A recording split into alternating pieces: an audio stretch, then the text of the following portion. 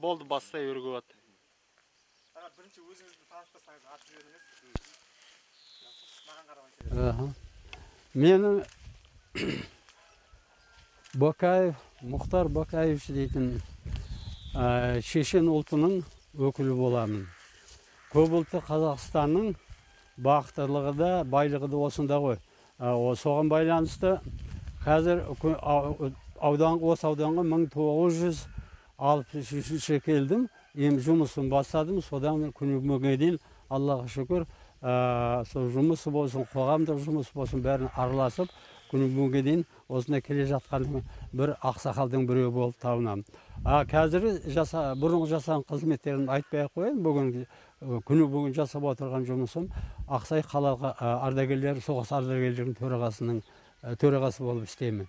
Ал соны қоса бірге әлбетте менің баяғыдан келе жатқан ол жұмысым көкейкесті талай мәселелер жайында қоғамдық жұмысқа айланысып, сонымен бірге аудан тарихын көп білсем деген алдына қойған міндетпен айланысып, күн бүгінге дейін тоқтатпай келе жатқаның біреумін.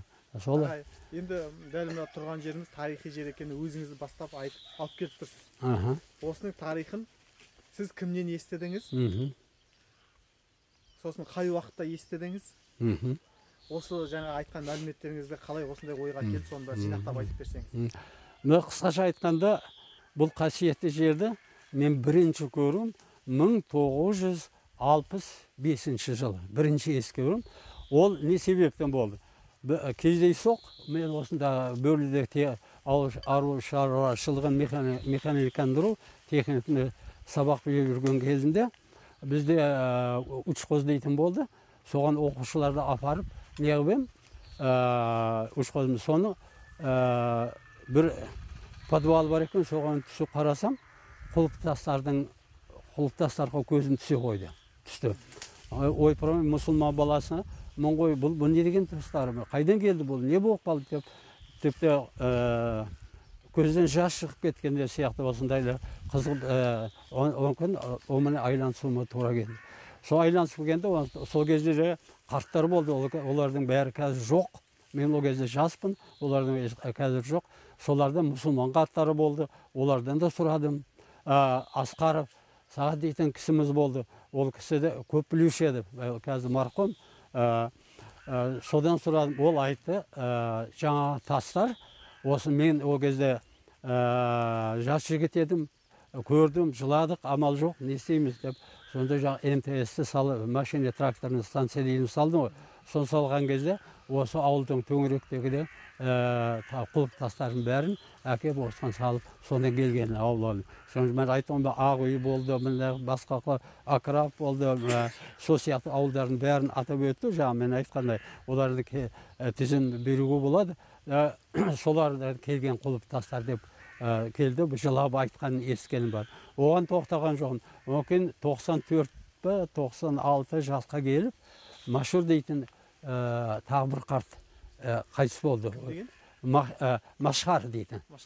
Машхар дейтін қарт қайтыс болды. Ол соңғы кездерінде осы дінмен көп айланысы, мешітке барып жүріп, көп айтушы еді. Осы жердің туып, осы жердің тұрғыны ежелден келе жатқан. Осы тарихтарды айтып жатыр. Оларды маған айтқан осылардың бәрін осы жерді көрсеткен кісінің сол кісі болып табылады.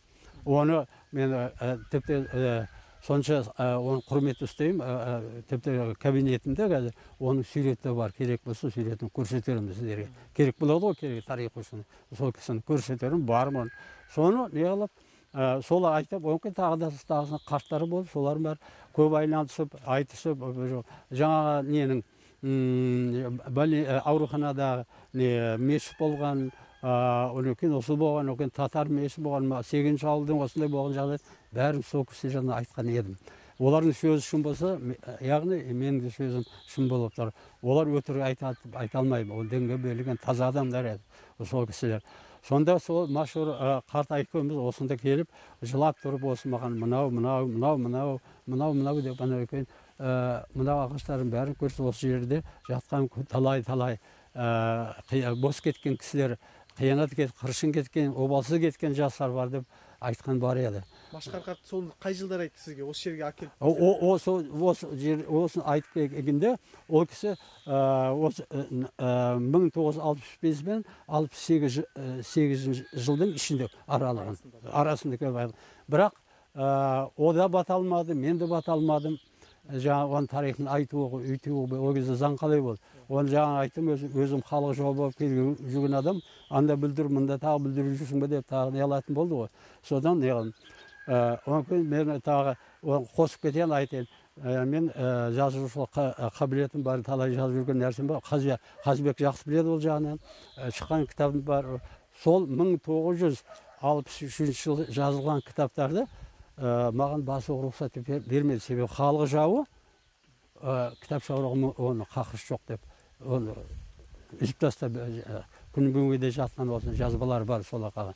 Сол сияқты мынаған қызығып 1994 жылы мені аудан әкімі келіп, біздің бірінші әкіміміз болды, Төлебаев, Қуаныш Төлебаев. Сол айтты, қарағым осындай әңгімелесіп отырған кезде, сонда есіп алды, қарағым осындай білетінің бар екен, сен мынау неге директор болсашы, біздің аудандық архивіміз директор бола қойды. Сол сариян 14 жыл болдым сонда. Сонда жинаған директорым, мұнда қоймастан, ауылдан ауылға барып, бәрін қарттарым кездесіп, осы басында бар нәрсен бар, солардың ескен нәрсе, айтып отырған. Вот қысқаша осылай. Мынау енді сонда жаңа көрсеткен үйде НКВД-дің конторы болған, содан кейін осы жерге әкеліп, соны орындаған деген дедіңіз ғой. Ауыл жасына кесілген жерді осы жерде атқан деп. Атып, сол жерде қалдырып кетіп отырған. Осы жерде қалдырып кетіп. Қалдырып, жердің астына қалдырып. Ал осы сөзді кімдер айтты? Сол кісілер айтты. Сол жаңа Машқар қарт солар айтты. Машқар Асқаров, Хасан дейтін кісі болды. Хасанов Асқар дейтін кісі, о да айтты. Одан тағы басқа кісілер айтты. Олар жоқ қазір дүниеде. Сонда андан осы жерде олар сонда бала болып естіген бе?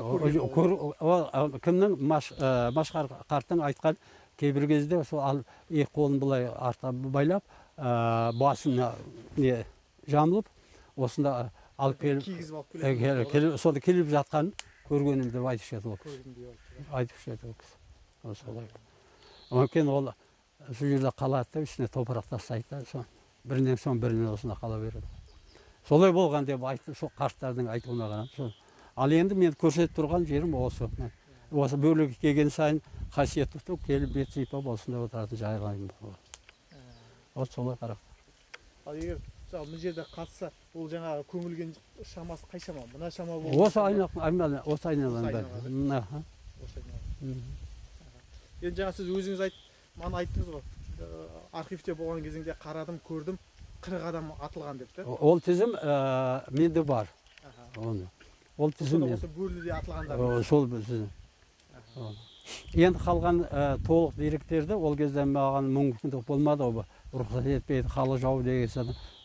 Ол кезде НКВД деп аталды, не болмаса КГБ деп аталды, оралымызда. Солардың осы деректердің бәрі бар. Солардың алуларыңызға болады оларға. Сіздерге жол ашық қой, бізден көріп барбайды осылар. Рахмет. Рахмет, көп рахмет. Ал